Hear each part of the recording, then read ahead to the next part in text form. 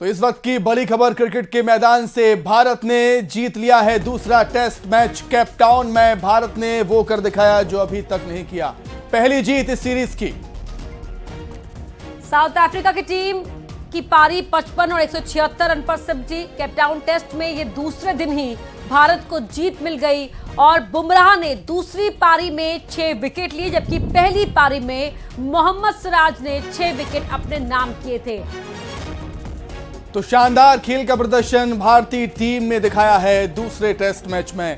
Centurion में करारी हार मिली थी, पारी और कुछ रनों से भारत पहला टेस्ट मैच हार गया था, लेकिन ये कमबैक भारतीय टीम का, भारतीय शेरों का ये कमबैक केपटाउन में देखने को मिला और शानदार तरीके से दूसरे दिन ही टेस्ट मैच खत्म हो गया है। ये एक बहुत बड़ी बात है, 5 दिनों तक चलने वाला टेस्ट मैच दूसरे दिन ही खत्म हो जाए। अंदाजा लगा सकते हैं आप कि कितने विकेट गिरे होंगे। पहली पारी में 55 रन पर ऑल आउट होने के बाद ही साउथ अफ्रीका पर हार का खतरा मंडराने लगा था, क्योंकि पहली पारी का स्कोर बहुत कुछ निर्धारित करता है कि टेस्ट मैच का रुख आखिर क्या होने वाला है। साउथ अफ्रीका पहली पारी में 55 रन पर सिमट गई और उसके बाद भारत की पहली पारी 153 रन पर सिमटी थी, जिसके बाद 176 रन पर दूसरी पारी सिमट गई साउथ अफ्रीका की और 79 रन का आसान सा लक्ष्य भारतीय टीम के सामने यहां पर रखा साउथ अफ्रीका ने, जिसे आसानी से हासिल कर लिया भारतीय टीम ने।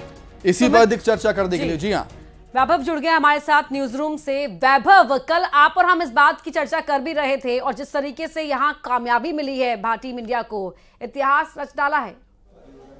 बिल्कुल बिल्कुल, देखिए इतिहास रचा है और काफ़ी समय बाद साउथ अफ्रीका के साथ टेस्ट मैच खेलने के लिए उतरे थे और देखिए कितनी बेहतरीन तरीके से इस टेस्ट मैच को जीता है। शुरुआती दौर में 55 रनों पर देखिए समेट दिया साउथ अफ्रीका की टीम को। वहाँ पे जब सिराज चले तो फिर सिराज क्या है, कोई खड़ा नहीं हो पाया, कोई टिक नहीं पाया। सिराज नाम का तूफान केपटाउन में खूब बरसा और दूसरी पारी में आप देखें कि जसप्रीत बुमराह का जादू चला है, उनकी टूटी बोली है, किसी भी बल्लेबाज को खड़ा नहीं होने दिया अपने आगे। महज एक ईडन माकरम, बहुत इनकी तारीफ करनी होगी, दाद देनी होगी इस बल्लेबाज की कि 106 रनों की अद्भुत पारी खेली और हाईएस्ट स्कोरर है। लेकिन आप अगर भारत के दृष्टिकोण से देखें तो कहीं ना कहीं ये बहुत ही अच्छा मैच घटा है, क्योंकि आप देखें कि ओडीआई सीरीज को जीता, टी20 सीरीज को ड्रॉ करा और फिर टेस्ट सीरीज में जब खेलने उतरे तो पहला टेस्ट हारे, उसके बाद दूसरा टेस्ट जीते हैं। तो ये बहुत अच्छी उपलब्धि है भारतीय टीम के लिए और सारे यंग खिलाड़ी और यशस्वी जायसवाल, जितनी तारीफ करें उतनी कम, इतना बेहतरीन स्टार्ट दिया है भारतीय टीम को। आप देखें कि विराट कोहली भी जब यशस्वी जायसवाल अंदर जा रहे थे पवेलियन की तरफ, तब विराट कोहली ने भी उनकी तारीफ की। काफी अच्छा एक स्टार्ट यशस्वी जायसवाल ने दिया, जिसके चलते आप देखें कि भारतीय टीम ने कहीं ना कहीं इस मैच को बहुत ही आसानी से जीत लिया और ये बहुत ही बड़ी जीत हम कह सकते हैं भारतीय टीम के दृष्टिकोण से है। बहुत बड़ी जीत है ही वैभव, और सबसे खास बात यह है कि साउथ अफ्रीका के केपटाउन मैदान में ये भारत की पहली जीत है। मतलब केपटाउन में भारत अभी तक एक भी टेस्ट मैच नहीं जीत पाया था, जो अभी तक नहीं हुआ। भारतीय खिलाड़ियों ने आज वो करके दिखा दिया है वैभव। बिल्कुल बिल्कुल, और इसमें सबसे ज्यादा श्रेय देखिए मैंने पहले भी जिक्र करा, क्योंकि इतिहास तो बनता ही दोहराता है अपने आप को इतिहास कई बार, और इतिहास कई बार इस बार इसलिए भी बनता है कि कोई और उसको आए और फिर उसको रिकॉर्ड्स को तोड़े। तो कहीं ना कहीं एक रिकॉर्ड टूटा है कि केपटाउन में इसके पहले नहीं जीते थे और इस बार जीते हैं और बहुत बड़ी जीत है। देखिए 7 विकेटों से जीते हैं, लेकिन आप जिस तरीके से देखें कि ऑल आउट करा, अगर ईडन माकरम नाम का बल्लेबाज वहां पर खड़ा नहीं होता और 106 रन की अद्भुत पारी नहीं हमें देखने मिलती, तो कहीं ना कहीं शायद हो सकता था कि 30 या 40 रन का ये टेस्ट मैच का स्कोर होता और बहुत ही बड़ी जीत भारतीय टीम दर्ज करती। और बिल्कुल, लेकिन 5 दिन का टेस्ट मैच 1.5 दिन में ही खत्म हो गया है। वाकई इतिहास लिखा गया है यहाँ पर। और जिस तरह से वैभव आपने जिक्र भी किया कि यंग टीम इंडिया यहाँ पर उनकी परफॉर्मेंस शानदार देखने को मिली है। बहुत शुक्रिया वैभव आपका इस पूरी बातचीत के लिए। चलिए अब आगे बढ़ते हैं, बात कुछ और खबरों की कर लेते हैं। मध्य प्रदेश के सबसे बड़े शहर इंदौर में तलाक और किडनैप से जुड़ा हुआ एक हैरान कर देने वाला मामला सामने आया है और हैरान कर देने वाले इस मामले का एक सीसीटीवी फुटेज भी देखने को मिला है, जिसमें साफ दिखाई दे रहा है किस तरह से किडनैपिंग हुई है। बिल्कुल, इस सीसीटीवी को आप देख सकते हैं किस तरीके से किडनैप यहाँ पर किया गया है। तलाक से जुड़ा हुआ ये मामला है। तलाक का जो केस है वो कोर्ट में चल रहा था और इसी केस को वापस लेने का दबाव बनाया गया है। इस किडनैपिंग की वारदात के पीछे का यही सच है और वजह यही है। बिल्कुल, ये फुटेज जो सामने आई है इसी के आधार पर पुलिस इन्वेस्टिगेशन करे। देखिए सर्कल में जो आपको दिख रहा है शख्स चेक कलर की चेक शर्ट में, लोग उसे जबरदस्ती बैठा रहे हैं गाड़ी के अंदर। ये लोग इस शख्स की पत्नी के रिलेटिव्स हैं, रिश्तेदार हैं। वो इसको कार में जबरदस्ती बैठाते हैं, वहां से ले जाते हैं। और ये पूरा जो प्रकरण है वो इसलिए है ताकि शख्स अपनी पत्नी के खिलाफ जो केस है तलाक का वो वापस ले ले। लोग एक युवक को कार में जबरन बैठाकर ले जा रहे थे। तस्वीरों में आपने देखा, बताया जा रहा कि पति पत्नी से तलाक चाहता था, लेकिन बीवी इसके लिए राजी नहीं थी। और जब आपसी सहमति से बात नहीं बनती है तो फिर किस तरह से जो शख्स है वो पहले कोर्ट का दरवाजा खटखटाता है, आवेदन करता है, तलाक की याचिका दायर करता है और इसके बाद उसे पत्नी पक्ष की तरफ से लगातार केस वापस लेने का दबाव बनाया गया, उस पर प्रेशर डाला गया। पति वापस राजी नहीं होता है, उसके बाद ये पूरा मामला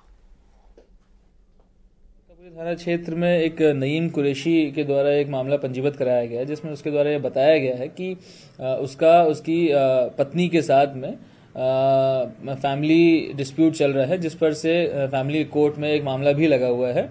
उसी मामले को वापस लेने के संबंध में पत्नी के परिवार के कुछ सदस्यों के द्वारा उसको गैरेज के बाहर से बुलाया गया, उसको मारपीट करी गई, उसको गाड़ी में जबरदस्ती बैठा करके ले जाकर मारपीट करी गई है और केस वापस लेने की धमकी दी गई थी। और अब बात कर लेते हैं छत्तीसगढ़ की, जहां जगदलपुर नगर निगम में घोटाले का मामला सामने आया है। बताया जा रहा है कि कचरा निस्तारण करने के लिए एक डंपिंग यार्ड बनाया गया, मशीन लगाई गई, लेकिन कचरे का निस्तारण नहीं हुआ। रिपोर्ट देखिए आप एक।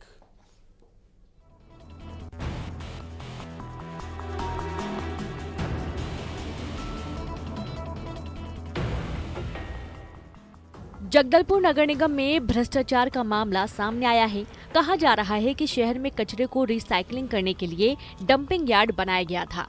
इसके लिए बाकायदा 2 करोड़ 14 लाख रुपए का टेंडर हुआ। 48 वार्डों के कचरे को अलग अलग कर यहां भेजना था। कचरे को रिसाइकलिंग करने के लिए करोड़ रुपए की मशीनें भी लगाई गई, लेकिन अब ये सब गायब हो गया है। अब डंपिंग यार्ड के कचरे पर मिट्टी डाली जा रही है। कहा जा रहा है कि इस पर अब नगर निगम पौधारोपण करेगा। ये पूरा शहर का 48 वार्ड का कचरा है और इसे यहाँ डंप किया गया है। साथ ही इस कचरे को रिसाइकिल करने के लिए बाकायदा एक मशीन भी मंगवाई गई थी, लेकिन वो मशीन अभी नादाराद है। साथ ही सबसे बड़ी बात यह है कि अब ये जो कचरा है, इस कचरे के ऊपर मिट्टी डाला जा रहा है, जबकि नीचे पूरा शहर का कचरा पड़ा हुआ है, जिसमें कांच है, पॉलीथीन है, साथ ही अन्य चीज़ है। उन कचरे को साफ करने के बाद ही इसके ऊपर मिट्टी डालकर प्लांटेशन करने की बात निगम द्वारा की जा रही थी। नगर निगम में नेता प्रतिपक्ष संजय पांडे करोड़ों रुपए के बंदरबांट के आरोप लगाए हैं। विपक्ष ने महापौर और अधिकारियों पर भ्रष्टाचार का आरोप लगाया है। देखिए, जब ये टेंडर हुआ था, बहुमत के आधार पर इन्होंने पास किया। हम लोगों ने इसका बहुत विरोध किया, क्योंकि ये वास्तव में बहुत बड़ा घपले का मामला है। 2 करोड़ 15 लाख का ये मामला डंपिंग यार्ड में उस ठेकेदार को दिया गया, मैनेजमेंट करके किया गया। दिल्ली का ठेकेदार था, 2 बार टेंडर किया गया। जब इनके चहेते ठेकेदार को दिया गया, उसको काम दे दिया गया।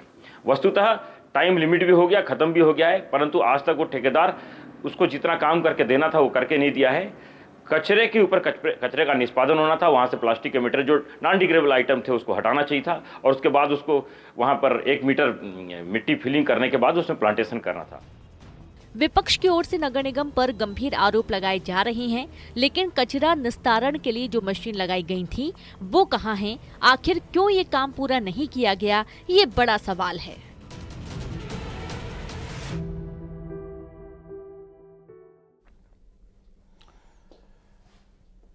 अब बात करेंगे मिशन 2024 की। छत्तीसगढ़ बीजेपी प्रदेश अध्यक्ष किरण सिंह देव का बड़ा बयान सामने आया है।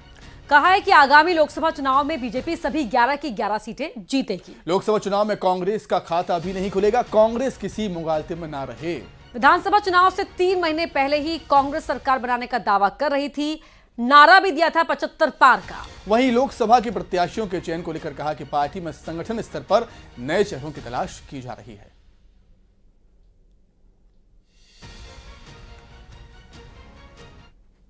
नहीं, वो तो पहले भी बोल रहे थे। विधानसभा चुनाव के 3 महीना पहले तो उन्होंने सरकार भी बना ली थी, लेकिन यहाँ की जनता बहुत श्रेष्ठ है। जनता का निर्णय सर्वोपरि होता है। लोकतंत्र में जनता ही जनार्दन है। उनका निर्णय और विकास के एजेंडे पर प्रधानमंत्री आदरणीय मोदी जी की जो कल्याणकारी योजना है और विशेषकर 5 साल में उन योजनाओं का लाभ जिनके लिए बनी है योजनाएं उन तक पहुंचने नहीं दिया कांग्रेस की सरकार के द्वारा, और इस बात को जनता ने समझा है। डबल इंजन की सरकार बनी है। निश्चित रूप से भारतीय जनता पार्टी पूरे 11 की सीट लोकसभा में जीतेगी। नए चेहरों को भी मौका मिलेगा नहीं, ये तो मैंने पहले भी कहा कि इसके लिए हमारे यहाँ पूरा एक भारतीय जनता पार्टी में राष्ट्रीय स्तर से लेकर प्रदेश स्तर तक वरिष्ठ नेताओं की एक बहुत अच्छे से वो बने राष्ट्रीय नेतृत्व जी के निर्देश। आगे बढ़ते हैं, बात करेंगे राहुल गांधी कांग्रेस की। राहुल गांधी कुछ दिनों बाद फिर से एक पदयात्रा करने जा रहे हैं, लेकिन अब इसका नाम बदल दिया गया है। पहले इसका नाम न्याय यात्रा किया जा रहा था, लेकिन अब पदयात्रा का नाम बदल दिया गया है। अब पदयात्रा का नाम होगा भारत जोड़ो न्याय यात्रा। इसे भारत जोड़ो यात्रा 2.0 कहा जा रहा है।